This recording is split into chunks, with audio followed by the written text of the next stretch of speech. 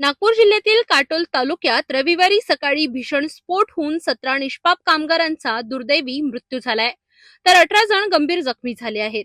राऊळगाव परिसरातील SBL energy या स्फोटके तयार करणाऱ्या कंपनीत झालेल्या या स्फोटाने संपूर्ण महाराष्ट्र हादरलाय.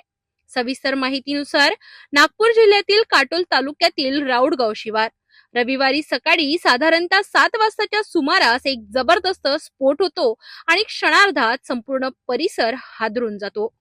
एसबीएल एनर्जी या कमर्शियल स्फोटके बनविणाऱ्या कंपनीत झालेल्या या स्फोटाची तीव्रता इतकी भीषण होती की कंपनीचा मोठा भाग अक्षरशः उद्ध्वस्त झाला.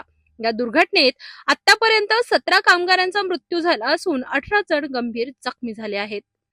जखमींना तातडीने जवळच्या रुग्णालयात हलविण्यात आले असून त्यांच्यावर उपचार सुरू आहेत. स्फोटानंतर कंपनी परिसरात भीषण आग लागली. घटनेची माहिती मिळताच पोलीस आणि अग्निशमन दलाने घटनास्थळी धाव घेतली आणि युद्ध पातळीवर बचाव कार्य सुरू करण्यात आले. बचाव कार्य सुरू असतानाही अधूनमधून छोटे स्फोट होत असल्याने परिस्थिती आणखी गंभीर बनली होती. दरम्यान मृतांच्या नातेवाईकांनी घटनास्थळी मोठी गर्दी केली असून नागरिकांमध्ये तीव्र संताप व्यक्त केला जात आहे.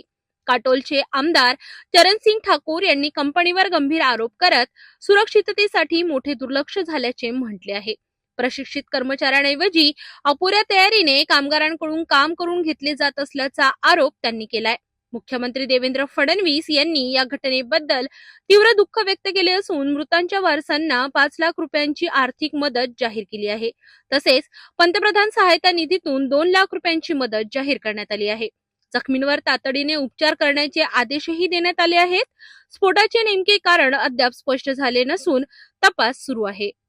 नागपूर जिल्ह्यावर शोककळा पसरवणारी ही अत्यंत हृदयद्रावक घटना आहे. निष्काळजीपणा की तांत्रिक बिघाड याचे खरे कारण तपासानंतरच स्पष्ट होणार आहे. मात्र या दुर्घटनेनंतर औद्योगिक सुरक्षिततेचा प्रश्न पुन्हा एकदा ऐरणीवर आला आहे.